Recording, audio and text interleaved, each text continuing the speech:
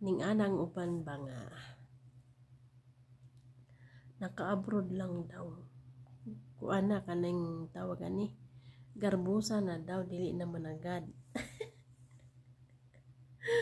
Para na ako nagkamali jud mo diha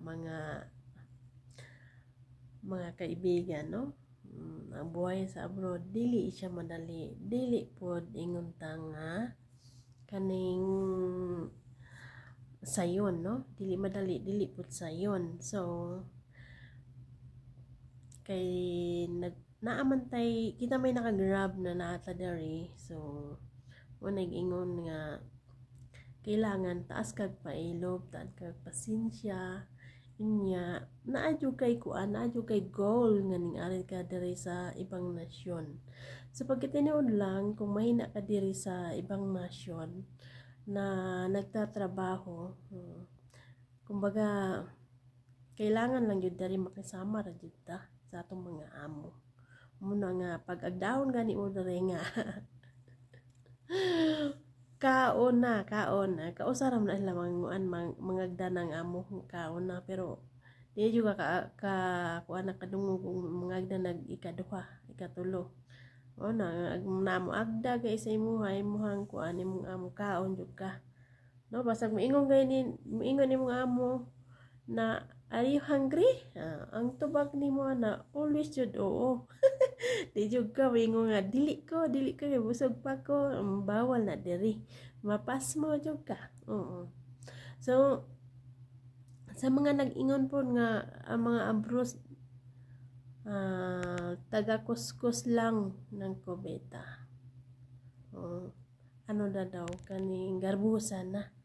Di man siguro na dapat nato nga pasigarbo na isa ta ka tao na natagaan og chance na nakapagtrabaho sa ibang bansa. Kana sila gyud nagkugi lang gyud na sila makapasa sa ilang requirements para makaari diri sa ibang bansa ug masulayan pod nila kung unsay nasulayan pod o nasinati sa sama sa akong nasinati, no? Kay moingon mo gud og uban na tawhay na siya kay naa sa ibang bansa. So di po ta makamahay kay ilahan po nang kuan panglantaw sa imuha nga nindot or unsa ba diha. Pero sa totoo lang mas lamang jud kung naadyo ka nagtrabaho diri sa ibang bansa, bisag ingnon ka pa na DH ang imong trabaho. So what kung DH, di ba? Marangal naman ang trabaho natin. So every month may sahod tayo, ayos lang, di ba?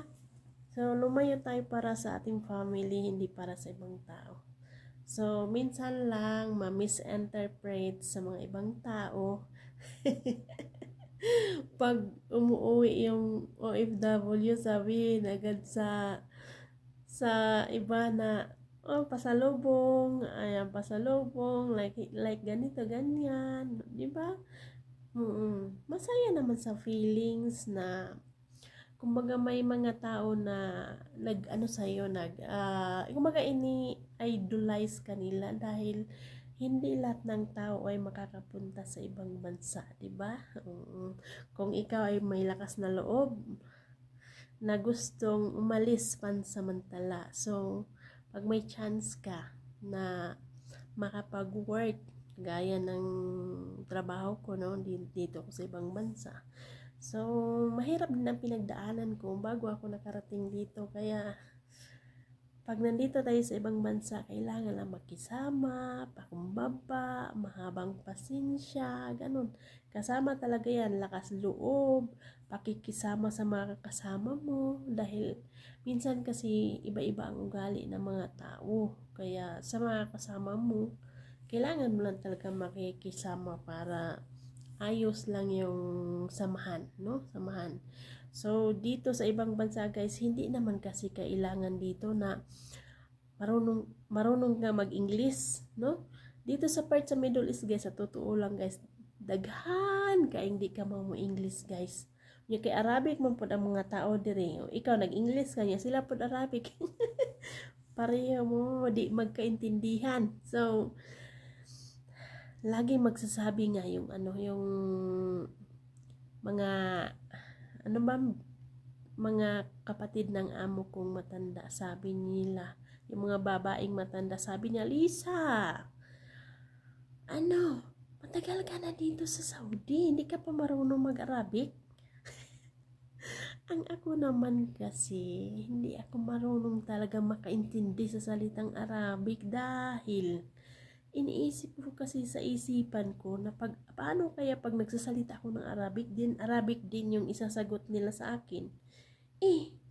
Paano kung hindi ko mabibigkas yung salita na gusto kong bigkasin? Ay, bakit ba pilitin ko yung sarili ko na na ayaw talaga, doon talaga ako mahihirapan, no? So, hindi talaga sila nakapilit sa akin na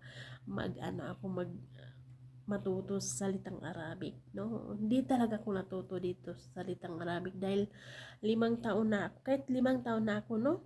Yung Arabic lang na ano lang ba, yung basic lang nilang lagi ko naririnig, yun lang maintindihan ko.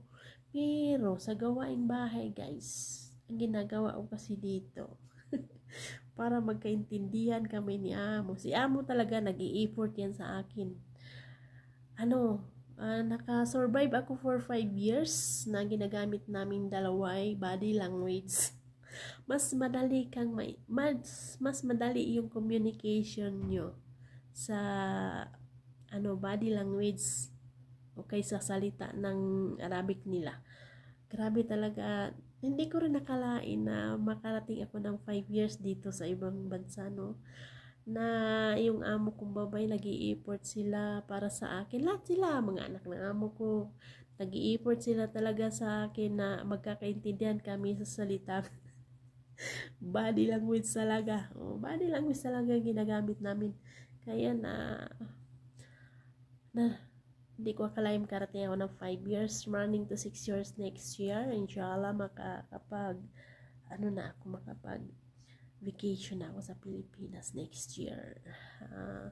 Kasi pang third contract ko na to sa amo ko. Lagi kasi nila akong sinasabihan na nagustuhan daw ko nila, kaya daw ginarenew nila yung visa ko. So third ako dito, third na contract. Pero I'm blessed na andito ako sa third contract ko, no? Malaking tulong talaga, guys. Kaya kung kayo ay OFW na nasa isang amo kayo, guys, huwag kayong palipat-lipat ng amo, guys. Kasi tataas yung sahod nyo, guys. Depende yan sa usapan nyo pag matapos ka na ng 2 years. Pag nag-offer yun si bossing na okay, i-renew ko visa mo, ang sagot mo, sabihin mo ganito, okay, mag-renew ako, sir, pagtaasan mo ang aking sahod. O ganun lang yung ginawa ko, guys. Kaya ngayon, guys, tinaasan ako ng sahod. Kaya I'm very thankful. Sana may natutunan kayo sa aking share today. Maraming salamat sa inyong pagsusubaybay sa ating vlog. Thank you so much. Sana may napulot kayong aral dito.